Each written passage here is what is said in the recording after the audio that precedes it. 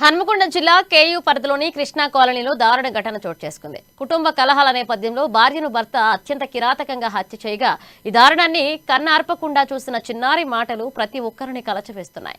మమ్మీని డాడీయే కొట్టి చంపాడు అంటూ చిన్నారి ఆవేదన వ్యక్తం చేసింది.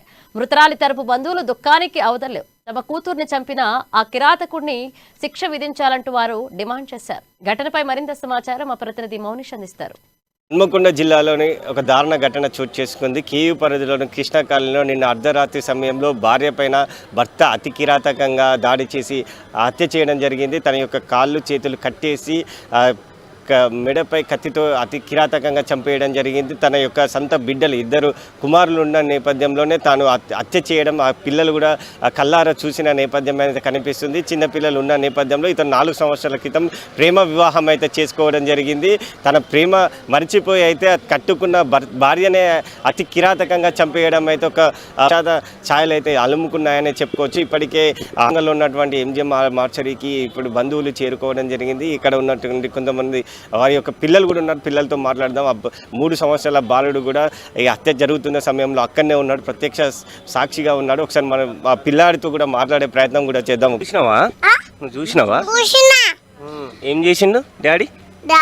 మమ్మీ చంపేసిండు. అన్నం తినిపించిందా నైట్?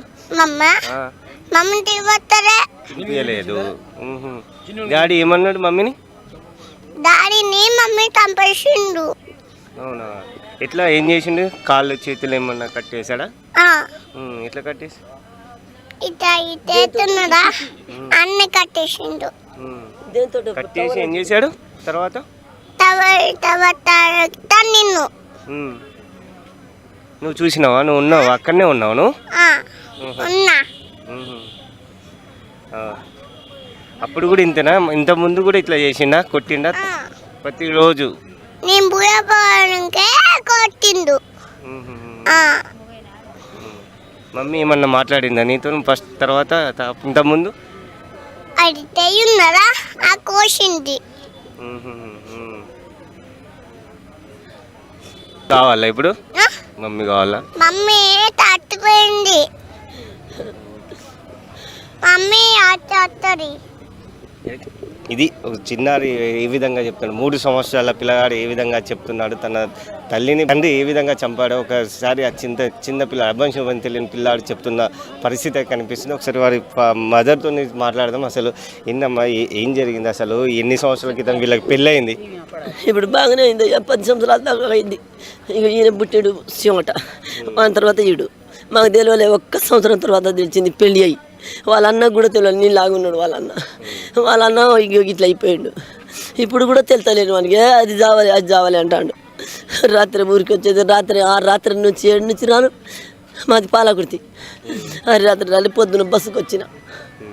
ఎట్లుండేది వీళ్ళు? అంటే పెళ్ళి అయిన 4 సంవత్సరాలు దాటింది. అప్పుడు ఎట్లుండే? మంచిగానే ఉండేది. వాళ్ళు మంచిగానే తినే 3 ఆపరేషన్ వాడే చేపించిండు. మళ్ళీ మంచిగా పెద్ద ఆపరేషన్లే 3. అప్పటి నొప్పి ఉంటుందంట కదా, అదొకటి చెప్పించుండు. ఇద్దరికి పెద్ద ఆపరేషన్ చెప్పించుండు. బాగానే ఖర్చు చేసి చెప్పిన. ఇప్పుడేం పుట్టింది అయ్యా మనకి? అంటే మీరు పెళ్ళికి అంటే లవ్ మ్యారేజ్ కదా, అంత ముందు ఒప్పుకున్నారా మీరు? అసలు పెళ్ళికి ఒప్పుకోలే. అది అసలు నాకు చూపించలే. దాని తర్వాత ఒక బిడ్డ ఉండే, ఏది ఈమె చిన్న అందరికన్నా 4 ఆమె ఏం చేసింది, పుస్తకం కొనిచ్చింది. అంటే తులం పెట్టింది ఆమె. అంతకన్నా ముందు పెళ్లి కాక ముందేమో 2 తులాలన్నర ఉండే. అయితే చేయనేమో మళ్ళీ చేపించింది, 1.5 తులం చెప్పించింది. ఈ పెళ్లి కాక ముందు కమ్మలు బుట్టాలుండే, ఈమె చేసిందే. కానీ ఆమె ఈ పెళ్లి చేస్తే నాకు తెలియలే.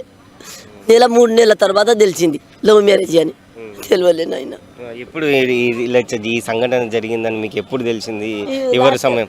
ఇప్పుడా సచిన బాబత ఇప్పుడు రాత్రి 9ంటికి తెలిసింది నాకు. రాత్రి 9. అంటే మీ బిడ్డ ఇంత ముందు ఏమన్నా చెప్పిందన్న ఇట్లా ఇబ్బంది పడుతాడు అవి ఏమన్నా? ఎప్పుడు చేసిందంటే ఆమె 1 గంట 1 అవుతుంది ఆమె చేసినప్పుడు పొద్దున. అయితే బిడ్డ నేను రామ్మా అన్నది. నిన్ననే మంగళవారం పోయినా. నేను ఇప్పుడు వచ్చేది లేదమ్మా, ఇంత బియ్యం కొనుక్కొచ్చి కింద ఇంటికాడ పెట్టి వస్తా అన్న. మధ్యాహ్నం 1 అవుతుంది ఆమె ఫోన్ చేసి. మరి ఇట్లా ఉన్నది అట్లా ఉన్నది అనలే ఆమె. దాని ఇబ్బంది ఉంటే అందు. మరి దాని ఏం పుట్టిందో ఏం చేసింది ఆ పోల్లా కూడా చెప్తే మంచిగా ఉండు కదా, నాకు ఏదైనా ఉరుకొద్దును కదా. అట్లా పిల్లలు ఎంతమంది, ఎంత వయసు ఉంటారు వీళ్ళిద్దరు? వీళ్ళిద్దరా ఇది ఏడాది ఉన్నట్టు ఉన్నాడు ఈ పూరుడు 3 సంవత్సరాలు ఆ పూర్వానికి.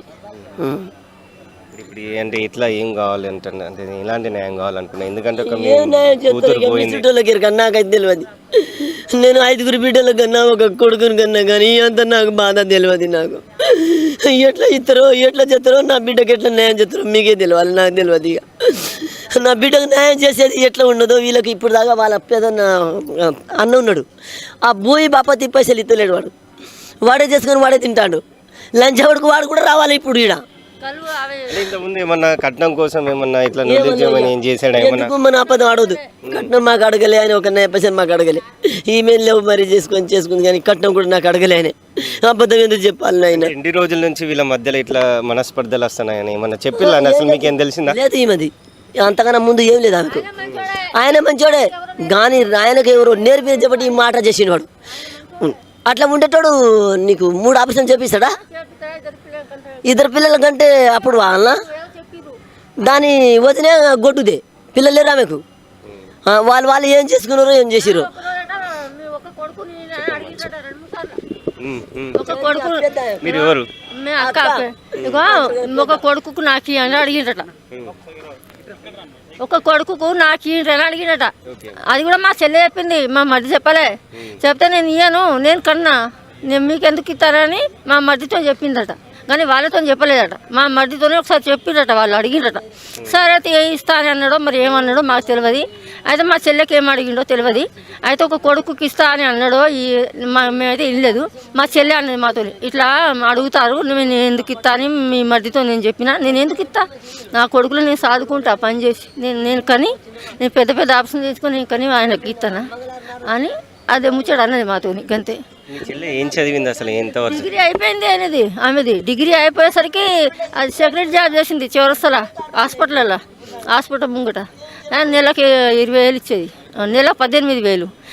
గప్పుడు కమ్మల బుట్టలు కొన్నది పనిచేసి, తులంన్నర చైన్ కొన్నది, ఒక కూటి కొన్నది, ఒక చిన్న బీరువా కొన్నది.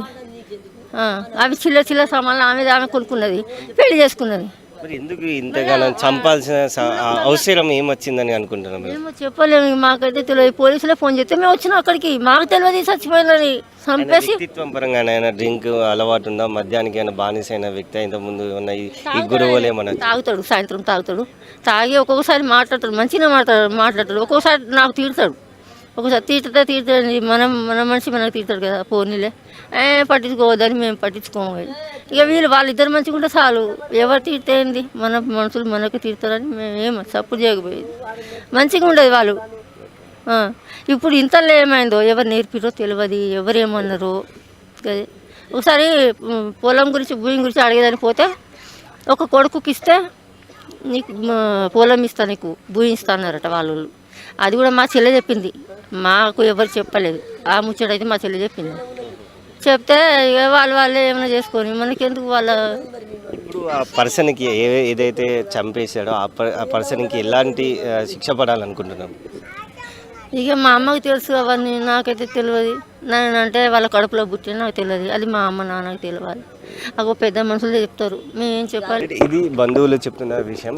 ఏదైతే తన భర్త అనిల్ అనే వ్యక్తి అయితే తన భార్యను అతి కిరాతకంగా అయితే హతమార్చడం జరిగింది. నిన్న అర్ధరాత్రి సమయంలో గొడవ అయిన నేపథ్యంలోనే ఇటు 2 చిన్నారులు ఉండగానే వారి కళ్ళ ముందటైతే తనైతే అత్యంత ఘోరంగా కాళ్ళు చేతులు కట్టేసి అయితే హత్య చేయడం జరిగింది. ఈ సంఘటన అయితే ఇప్పుడు వరంగల్ వ్యాప్తంగా చర్చనీయాంశంగా మారింది. అయితే తను కట్టుకున్న సొంత భార్య తనను ప్రేమించి పెళ్ళాడడం జరిగింది.